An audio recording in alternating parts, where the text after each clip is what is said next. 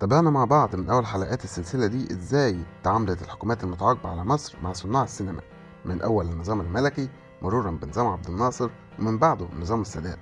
وتقدروا تشوفوا الحلقات اللي فاتت من اللينكات الموجودة في الديسكريبشن أسفل الفيديو.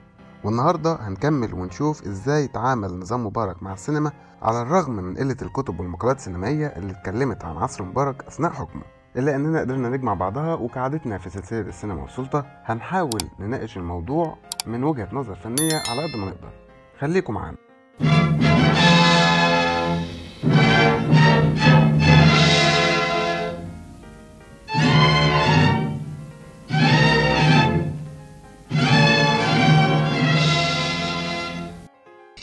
أن أنعي إلى الأمة المصرية والشعوب العربية والإسلامية والعالم كله الزعيم المناضل البطل أنور السادات.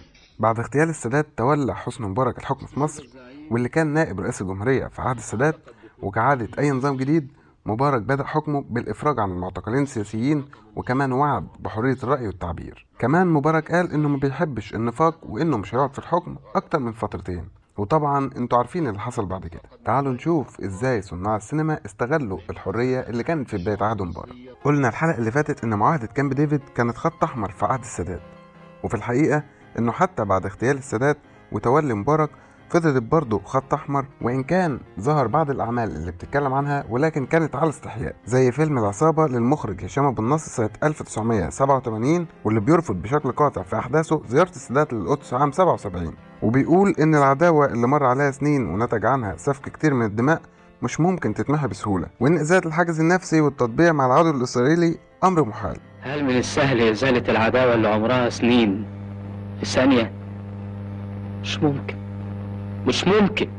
هديلك حقنة مهدئة. وبعده بحوالي 12 سنة بيقدم المخرج إيهاب راضي فيلمه فتاة من إسرائيل، واللي برضه بيتكلم فيه صراحة عن رفض فكرة التطبيع. كمان بيلمح للجرائم الإسرائيلية مع الأسرى المصريين في حرب 67، وده يمكن من المواضيع المهمة اللي مع الأسف كان كلام السينما عنها قليل. الفيلم أغلب لقطاته تعبيرية، زي مثلا لقطة فاروق الفيشاوي وهو بيغسل ايده وبينزل منها دم. الفيلم محققش النجاح المنتظر، لكنه في الاول وفي الاخر بيعلن رفض السينمائيين لفكرة التطبيع. كمان شفنا افلام بتناقش اثار الانفتاح السلبية في المجتمع المصري، زي فيلم سواق الاتوبيس سنة 1982 والحب فوق هضبة الهرم سنة 86، والاتنين كانوا للمخرج عاطف الطيب.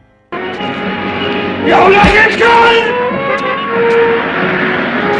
كمان شفنا فيلم البيه البواب لحسن ابراهيم، وانتبهوا أيها السادة لمحمد عبد العزيز، والاتنين كانوا إنتاج عام 1987. الأفلام دي كان فيها رصد واضح لآثار الانفتاح في الأسر المتوسطة وإسقاط على الفئات اللي عملت فلوس وثروات من وراء الظاهرة دي. اشتهرت سينما الثمانينات بالجرأة وطرح مواضيع شائكة، زي فيلم زوجة رجل مهم سنة 88، واللي تناول ظاهرة تنامي سلطات رجال الأمن في عهد السادات، واللي أدت إلى أحداث يناير 77 والمعروفة باسم انتفاضة الخبز، واللي سماها السادات بثورة الحرامية. الأحداث اللي كان الانفتاح برضه هو أحد أسبابها، لكن كان أبرز الأفلام اللي ناقشت أثر الانفتاح وتنامي سلطات بعض رجال الأعمال واللي أصبحوا دولة جوه الدولة كان فيلم الغول لسمير سيف سنة 1983. الفيلم اللي اتكتب على الأفيش بتاعه جنب اسم الفيلم عبارة عن قانون ساكسونيا، وذلك إعمالا للمادة 304 فقرة أولى من قانون الإجراءات الجنائية.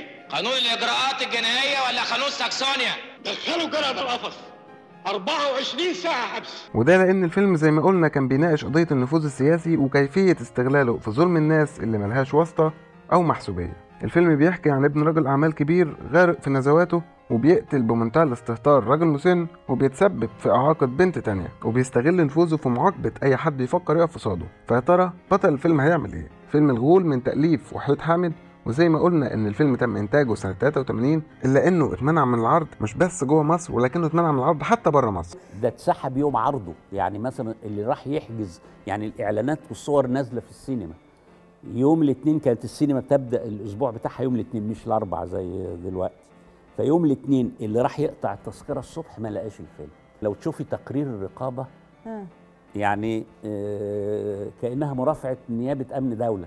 وده لأن نظام مبارك اعتبر الفيلم بيسيء لمصر وبيظهر الدولة على إنها بتحابي لرجال الأعمال وكمان اعترضت الحكومة على مشهد النهاية واعتبرت انه بيحرض الفقراء على اصحاب النفوذ ورجال الاعمال. الفيلم فضل ممنوع من العرض بالرغم من تدخل الكثير من الصحفيين والنقاد للوساطة عند وزير الثقافة عشان يوافق على عرض الفيلم، الا انه في النهاية تم عرض الفيلم بعدها ب3 سنين عام 86 بقرار من وزير الثقافة، ولكن برضه بيفضل الفيلم من الافلام قليلة الظهور على شاشة التلفزيون. وزي ما قلنا ان نظام مبارك حب يميز نفسه عن نظام السادات ونظام عبد الناصر، فسمح بشوية حرية اكتر، والموضوع ده استغله صناع السينما. فشفنا وحيد حامد بيقدم ابداع تاني وهو فيلم البريء لعاطف الطيب سنة 86. الفيلم يعتبر من الافلام الايقونيه في تاريخ السينما المصريه، واحنا سبق وشرحنا الفيلم ده على قناتنا بالتفصيل، وهسيب لكم اللينك في الديسكريبشن تحت الفيديو. الفيلم كان بيتكلم عن استغلال الدوله لمجندين الامن المركزي في قمع النشطاء، وطبعا تم منع الفيلم من العرض، بل ان الفيلم ده هو صاحب اطول فتره منع من العرض في تاريخ السينما المصريه، ويمكن كمان اطول فتره في العالم كله.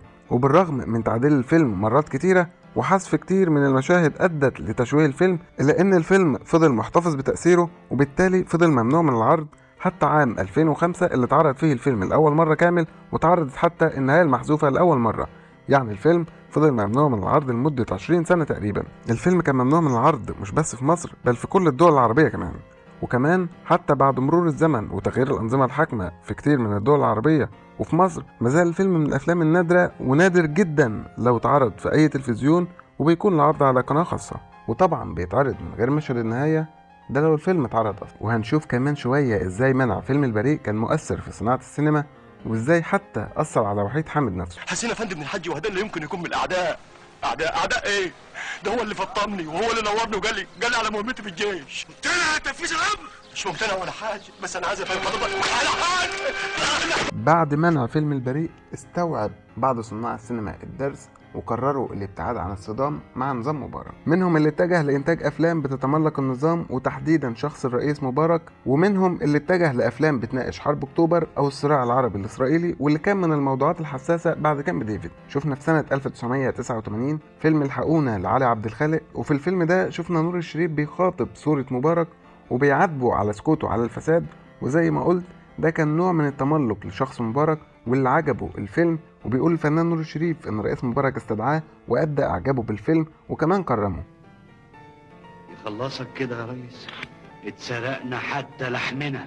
اما عن الافلام اللي اتكلمت عن حرب اكتوبر واثرها في عهد مبارك، كان افلام زي كتيبة الاعدام لعاطف الطيب سنة 89 كان من تأليف اسامة انور عكاشة. كمان شفنا فيلم المواطن المصري لصلاح ابو سيف سنة 91 واللي ناقش قضية الهروب من التجنيد لابن صاحب نفوذ واللي بيستخدم نفوذه في ده.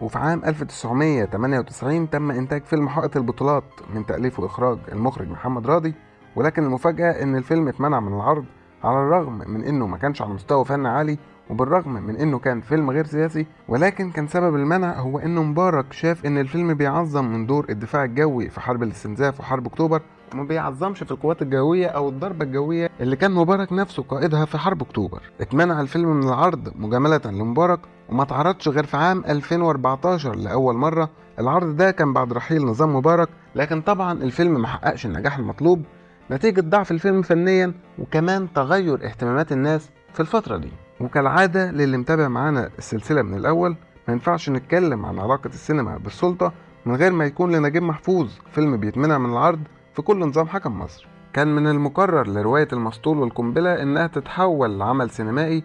الفيلم كان مقرر ليه يكون من أفلام الكوميديا السياسية واللي بيناقش قضية الاعتقال السياسي بداية من عهد عبد الناصر ووصولا لأحداث الأزهر في 2005 من خلال بطل الفيلم واللي كان مدمن للمخدرات واللي بيصبح بعد كده رئيس لحزب سياسي.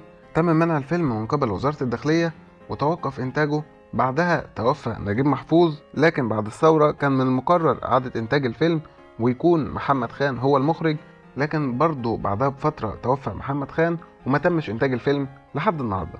قلنا إن بعد منع فيلم البريء استوعب صناع السينما الدرس وابتعدوا عن الصدام مع النظام، ولكن البعض الآخر اصطدم مع النظام لكنه تجنب الاصطدام مع رأس النظام. شفنا في سنة 1992 فيلم ضد الحكومة لعاطف الطيب واللي كان من تأليف بشير الديك. الفيلم بيحكي عن محامي قدر يواجه الحكومة ممثلة في بعض الوزراء وبيحملهم مسؤولية ضياع الحقوق وغياب العدل، على الرغم من قوة الفيلم إلا إنه ما كانش بيمس راس النظام خوفا من إنه يتمنع من العرض. ولكني أطالب المسؤولين الحقيقيين عن هذه الكارثة بالمسؤول أمام عدالتكم لسؤالهم واستجوابهم، فهل هذا كثير؟ لكن مبارك أدرك إن المنع بيزود الإقبال على الأفلام الممنوعة، فتمت الموافقة على عرض الفيلم.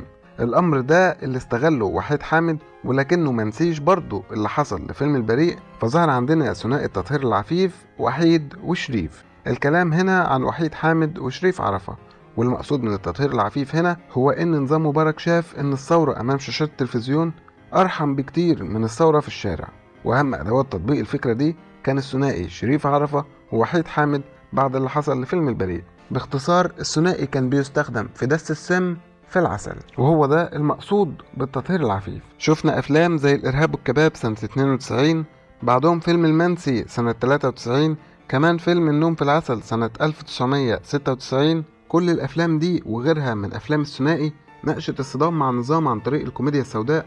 المهم إن المشاهد يحس إن البطل جاب حقه من النظام فيرتاح وتهدى ثورته، وده كان أفضل استغلال من نظام مبارك للسينما في التأثير السلبي على الشعب. لازم تعرفوا ان الحكومة ملهاش دراع عشان يتلوي، واللي مش عاجبه عنده مجلس الشعب، واللي مش عاجبه مجلس الشعب يخبط راسه في الحيط. وفي نفس السياق ده شفنا فيلم هي فوضى ليوسف شاهين في 2007، واللي شال في نهايته حاتم أمين الشرطة كل مسؤولية الفساد لوحده. طلعت لي دلوقتي، مش انت اللي عملت كده في نفسك؟ فترة حكم مبارك استمرت 30 سنة، حصل فيها كتير من الأحداث، حاولنا نغطي معظمها على قد ما نقدر، خصوصا مع قلة المصادر واللي زي ما قلنا كانت بتتجنب الصدام مع نظام مبارك. استنونا الحلقة الجاية عشان نتكلم باستفاضة أكتر ازاي ناقشت السينما المصرية ظاهرة الإرهاب، وازاي اتعاملت معاه، وازاي تدخلت الإرادة السياسية. يا ريت تقولوا لنا رأيكم في التعليقات أسفل الفيديو، لايك للفيديو لو عجبك، شير لو عجبك أوي يمكن يعجب حد من أصحابك، ولو لسه جديد معانا انزل واشترك في القناة لو حابب تتابعنا، فعل زر الجرس عشان توصلك حلقاتنا أول ما ننزلها، وأشوفكوا على خير.